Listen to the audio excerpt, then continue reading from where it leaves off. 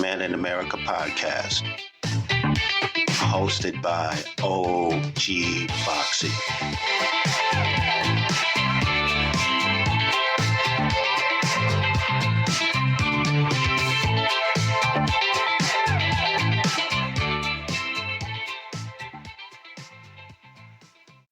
Welcome back to Black Men in America podcast. I'm your host, OG Foxy. Today we're going straight into the heart of the political battlefield. Vice President Kamala Harris has been stepping up with real leadership, tackling everything from divorce to co-parenting and blended families to the tough times we're facing here in America. Meanwhile, we see the other side, Trump, Vance, and their dangerous politics threatening our democracy and future. So let's get started. Vice President Harris said, "I am here in Augusta. These are very difficult times." Thank you, Mayor. And I am here in Augusta to thank all of the folks who are here on the ground doing this extraordinary work. And, I've been reading and hearing about the work you've been doing over the last few days. And I think it really does represent some of the best of what we each know can be done, especially when we coordinate around local, state, and federal resources to meet the needs of people who must be seen, must be heard. These are very difficult times. And in a moment of crisis, I think that really does bring out the best of who we are. And you each epitomize that important and good work. So I'm here to thank you and to listen. And Senator, I want to thank you for the work that you've been doing on behalf of the state, because I know you've been talking to me and the president and many others about making sure that the federal resources get to this beautiful state. So thank you all. And Mayor, I am now listening. All right. Okay. Kamala is being presidential. Kamala's real discussion on divorce and co-parenting. I love those children. They are my children. Absolutely. And, we talk about we have a modern family, and maybe the blessing that I have that not everyone has, although I think everyone should try and work on it, is I have a very close, because it is a very respectful relationship with their mother. It's important. And so That ain't easy. That's rare. No, but it's not. It is not, and you have to work Give me at a hot flash. Hold on. But you have to work at it. You'll be all right. Because here's the thing. Here's the thing that we have to remember, and I know we do, and we feel, but we have to be intentional about it, because the forces and the emotions will drag us from this point. The most important thing is that our kids grow up healthy. And, I think of the many things that we role model, probably the thing we role model the most that we don't realize is how to form healthy relationships. We teach our kids how to drive. We will sit down and do homework with them. But one of the things we are teaching them every day, and we have to be intentional. We will not be perfect. Right. We will fall short. Yeah. But it's how to develop healthy emotional relationships. Yeah. One of the ways, especially in that dynamic, when you're talking about my husband's ex-wife, is how to be respectful. And I was very intentional about, for example, knowing that the kids, as they got to know and form a relationship with me, would not want to feel like they were somehow being disloyal to their mother. And I knew that. Yeah. And so I was very intentional about always making sure that I was clear with them, that I would say things like, well, how does your mom do it? Mm-hmm. I love to cook. Mm-hmm. How does your mom do? Show me how you do it.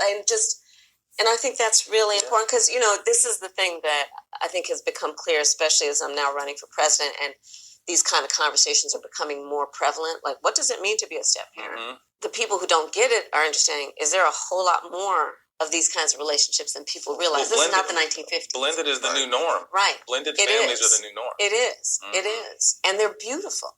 I love them. This is important information for blended families. This is the leadership we need. The president and I have been paying close attention from the beginning to what we need to do to make sure the federal resources hit the ground as quickly as possible. And that includes what was necessary to make sure that we provided direct federal assistance.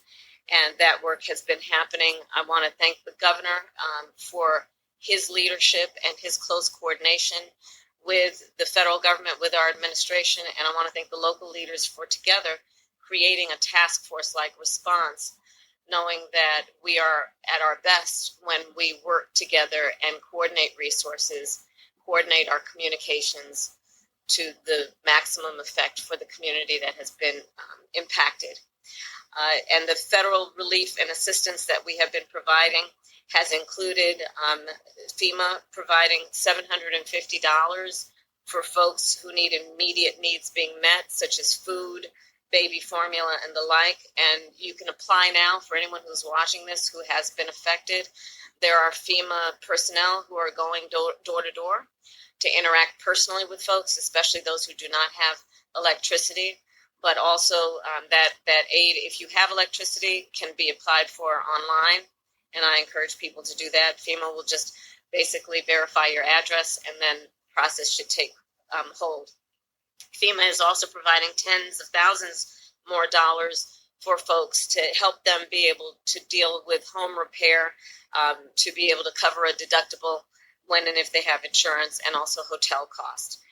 Today, I'm also announcing that the president has approved the governor's request for 100% federal reimbursement of local costs. And Mayor, as you have pointed out, the burden to local governments, including the state government, is pretty immense. And so by announcing today and making the dedicated resources to cover 100% of local costs, will have a huge impact on our ability to get relief to people as quickly as possible. And that will include, for example, what the federal government will do to reimburse local and state governments around issues like debris removal, which you can see just up and down this street, much less in other areas of the state and in the region. This is a big issue. We are not going back to Trump.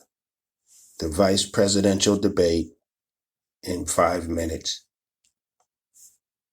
Teachers, nurses, truck drivers, whatever. How is it fair that you're paying your taxes every year and Donald Trump hasn't paid any federal tax in the last 15 years? Senator Vance has said that there's a climate problem in the past. Donald Trump called it a hoax and then joked that these things would make more beachfront property to be able to invest in. When Mike Pence made that decision to certify that election, that's why Mike Pence isn't on this stage. What I'm concerned about is, where is the firewall with Donald Trump? Where is the firewall if he knows he could do anything, including taking an election, and his vice president's not going to stand to it? That's what we're asking you, America. Donald Trump put this all into motion. He brags about how great it was that he put the judges in and overturned Roe versus Wade, 52 years of personal autonomy. And then he tells us, oh, we send it to the states. It's a beautiful thing. Amanda Zaworski would disagree with you on it's a beautiful thing. A young bride in Texas waiting for their child at 18 weeks. She has a complication, a tear in the membrane. She needs to go in. The medical care at that point needs to be decided by the doctor. And that would have been an abortion. But in Texas, that would have put them in legal jeopardy. She went home, got sepsis, nearly dies, and now she may have difficulty having children. Or in Kentucky, Hadley Duvall, a 12-year-old child raped and impregnated by her stepfather. Those are horrific. Now, when God asked about that, Senator Vance said, 2 wrongs don't make a right. And when Iranian missiles did fall near U.S. troops and they received traumatic brain injuries, Donald Trump wrote it off as headaches. That's why we had the fairest and the toughest bill on immigration that this nation's seen. The Border Patrol say this is what we need in here. These are the experts. And the Chamber of Commerce and the Wall Street Journal said, pass this thing. Kamala Harris helped get there. But as soon as I was getting ready to pass and actually tackle this, Donald Trump said, no, I don't talk about my faith a lot. But Matthew 25:40 talks about, to the least amongst us, you do unto me. I think that's true of most Americans. They simply want order to it. This bill does it. It's funded. It's supported by the people who do it. And it lets us keep our dignity about how we treat other people. I got a 17-year-old, and he witnessed a shooting at a community center playing volleyball. Those things don't leave you. And look, I'm a hunter. I own firearms. The vice president is. We understand that the Second Amendment is there, but our first responsibility is to our kids to figure this out. This idea of stigmatizing mental health, just because you have a mental health issue doesn't mean you're violent. And I think what we end up doing is we start looking for a scapegoat. Sometimes it just is the guns. On day one, he tried to sign an executive order to repeal the ACA. Now, fast forward, what that means to you is you lose your pre-existing conditions. Thank you, Senator Vance. Thank you to CBS News. And most importantly, thank you to all of you. If you're still up and the folks who miss Dancing with Our Stars, I appreciate it. But look, the support of the democracy matters. It matters that you're here. And I'm as surprised as anybody of this coalition that Kamala Harris has built, from Bernie Sanders to Dick Cheney to Taylor Swift, and a whole bunch of folks in between there. And they don't all agree on everything, but they are truly optimistic people.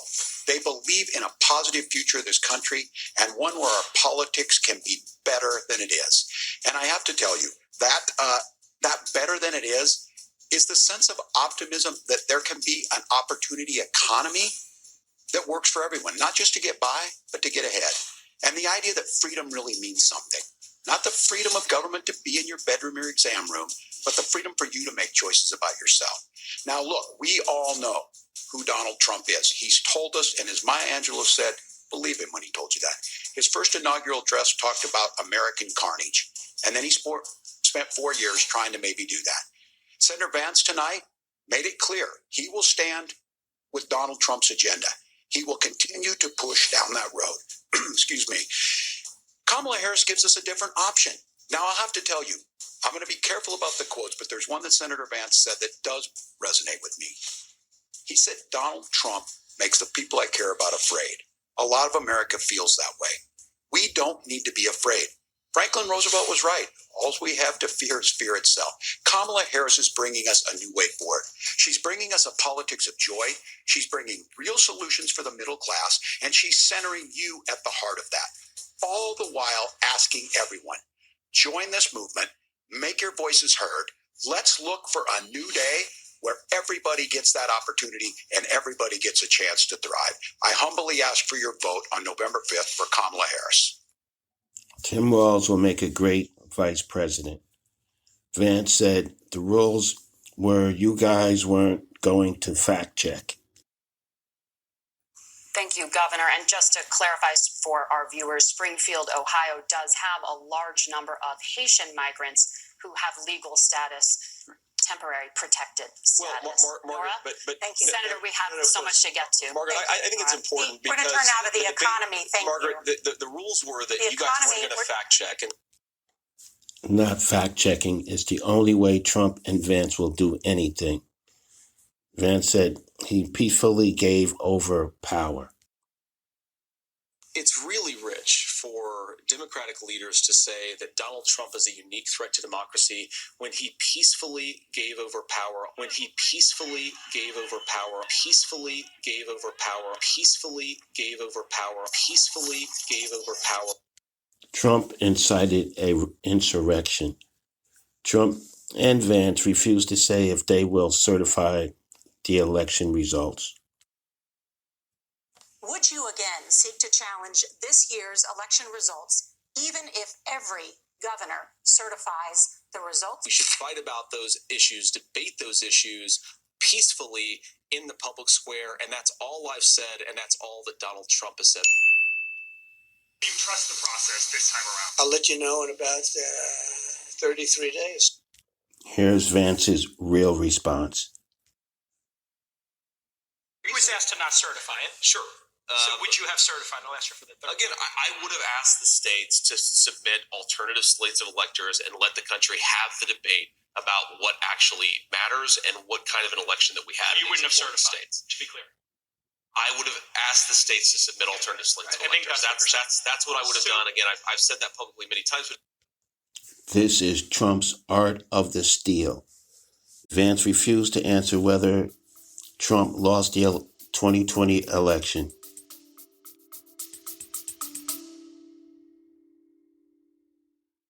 Ratings and reviews can help the Black Man in America podcast reach a wider audience, and donations will improve the quality of our content.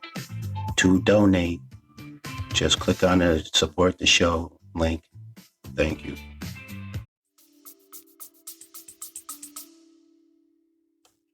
you say? He is still saying he didn't lose the election. I would just ask that. Did he lose the 2020 election?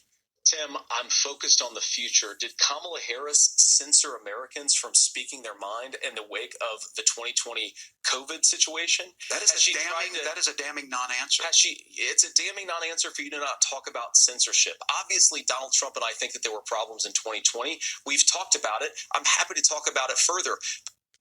Here is Vance's actual answer to that question.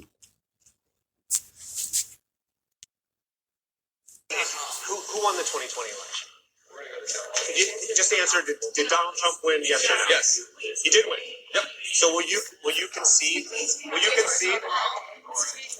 If your opponent gets more votes, will you concede? I really feel bad for you, man. I just want to know if your opponent gets more votes, will you concede? Vance is afraid of being hanged. This is J.D. Vance.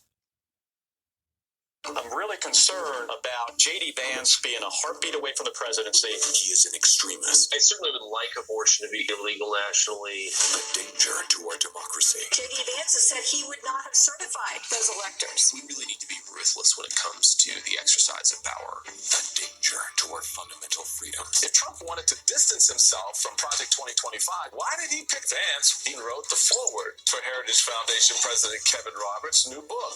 You may know that we're good friends. He's not just weird or dangerous. He could be a heartbeat away from the Oval Office. And he governed from prison. People should be concerned. The former president, he's been off his game. He is so disoriented. Would it take Betsy here? That was brutal. Fox News admits that Tim Walz won the debate. Because you mentioned him, 58% said Walz won, and 42% said Vance won. Vance is a liar just like Trump. There's no difference. Project 2025 author Pete Hoekstra said we need to go back. Economy. It is time for a change, and we know where we need to go. We need to go back to the policies of Donald Trump, make America great again. This is proof that Project 2025 was designed to destroy democracy, and we are not going back. Fox News said Trump resorted to crime in a bid to cling to power after the 2020 election.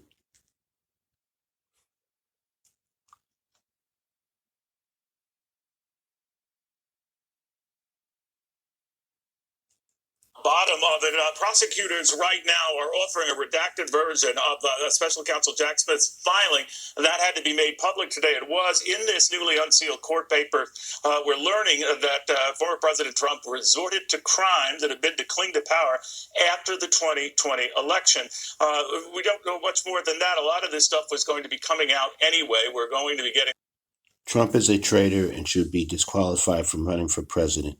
Jack Smith's new filing connects Donald Trump's threat to Mike Pence. You noted, Chris, like it's kind of hard to keep track of what's in the public record. And Lawrence was saying this sort of feels like the screenplay version. This helps you connect different things. One of the things that I never connected before, it's something that's described on page 63 of this document. We knew from Pence's memoir that when he was really making clear as of New Year's Day, as of January 1st, that he was not going to go along with this, that all the lobbying him was not working. We know from his memoir that Trump threatened him and said, quote, hundreds of thousands of people are, quote, gonna hate your guts. We knew that he had done that. What I did not know before reading this today is that he's threatening them that hundreds of thousands of people are going to effectively come after him for what he's doing here. And then immediately after he says that to Pence, immediately afterwards, he tweets a reminder to all of his supporters to make sure you're going to be in Washington, D.C. on January 6th. I mean, when he makes that threat to Pence, he's already announced, we'll be wild. Everybody come for January 6th. He tells him hundreds of thousands of people are going to come for you. And then he hits a reminder in Twitter, telling people that they need to show up so that he can make good on the threat. It is just wielding the promise of an angry mob as a deliberate threat and as one that he is planning to make good on. And I've never seen it laid out that way before, even though I knew the individual pieces of it. And it just sent a chill down my spine. Trump is a threat to society and should be arrested and held without bail. Trump was asked a question: do you trust the election process this time?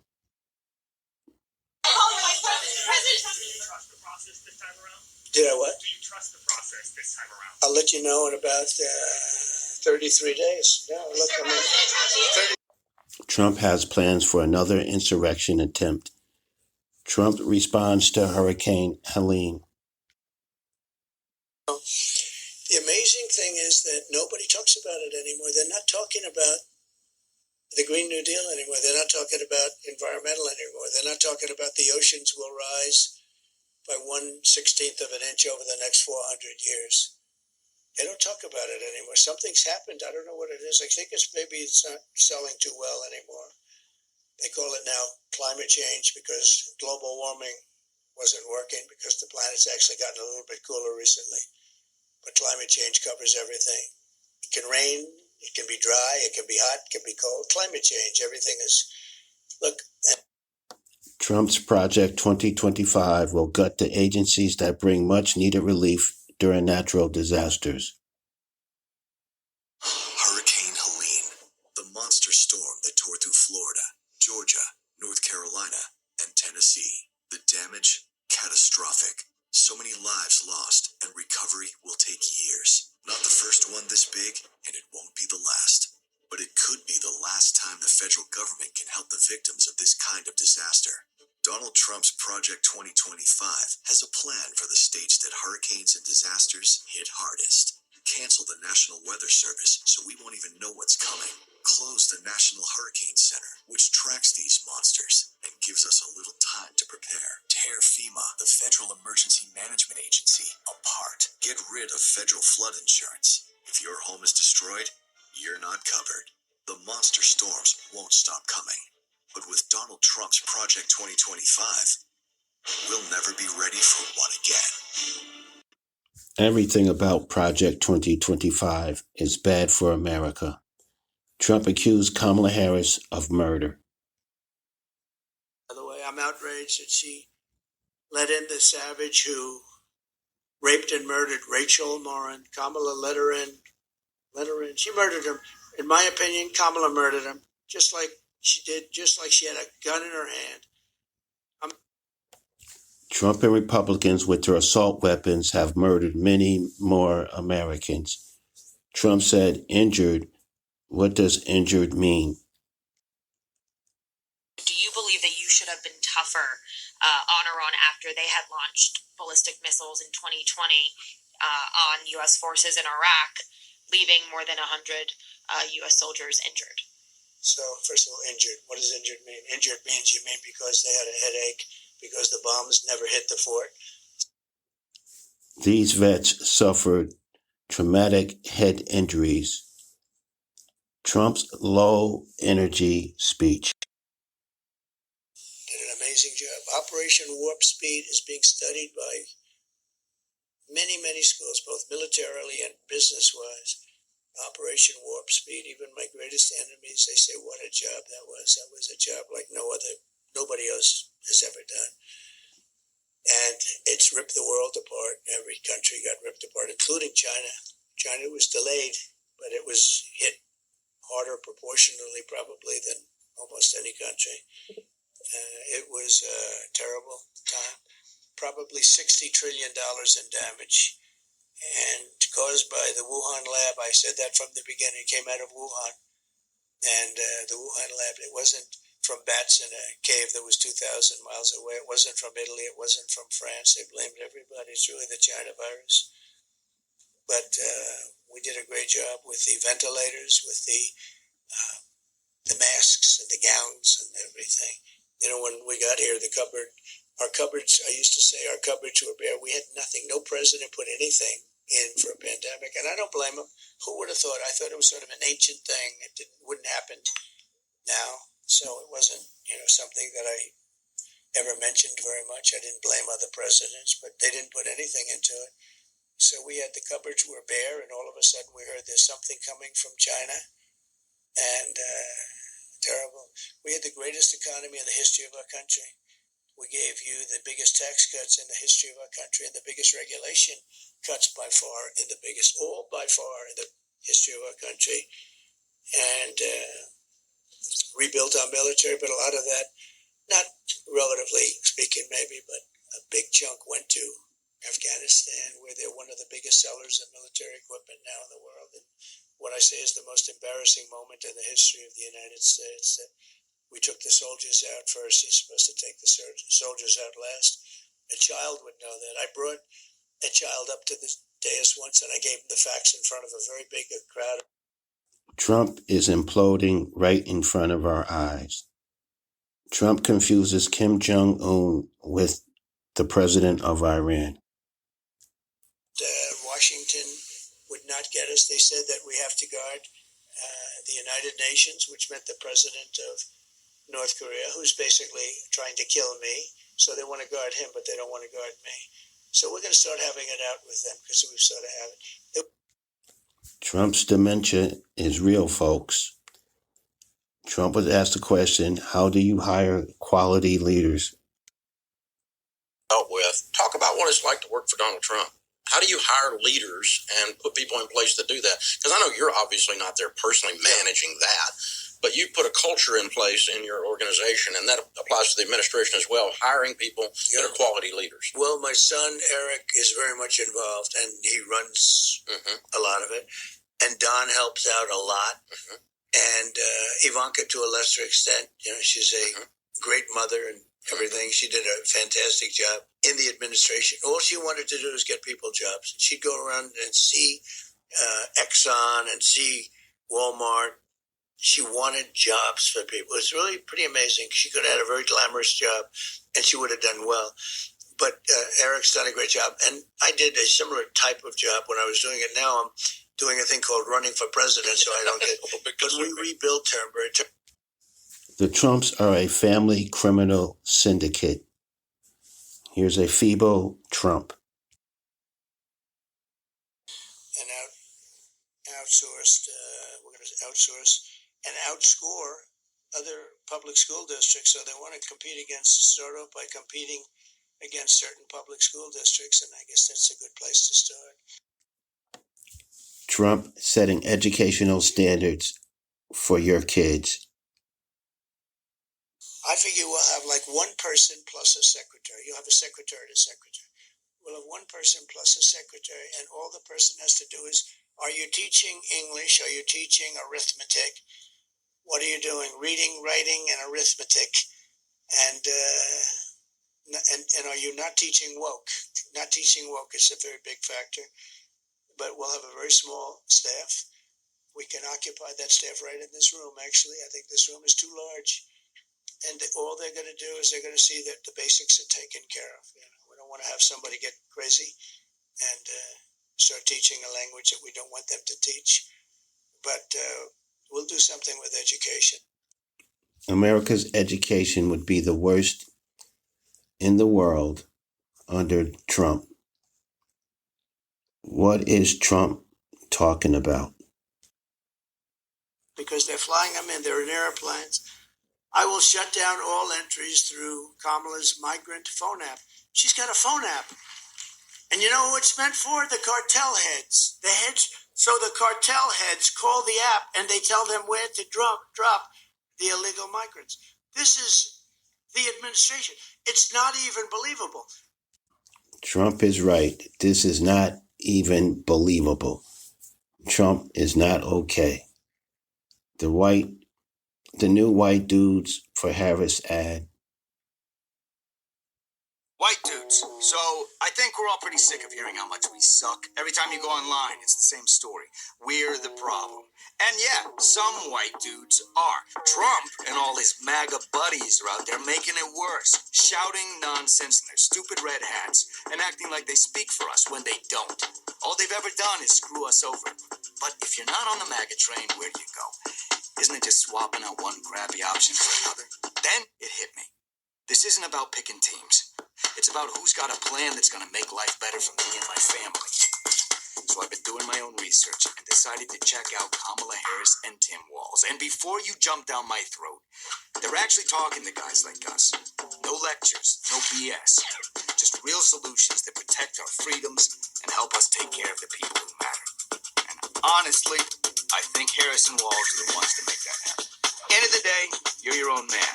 It's your call. But if anyone gives you crap about it, tell them it's none of their damn business. Let this be a wake-up call. That's it for today's episode of Black Men in America. The stakes are high, and as we've seen, leadership matters now more than ever. Kamala is proving to be presidential, while Trump and his allies continue to spread lies and tear at the fabric of our democracy. Don't get caught sleeping. Stay informed, stay engaged, and let's keep pushing for the future we all deserve. And may God bless us all. Black Men in America podcast and OG Foxy production. Love and peace to us all.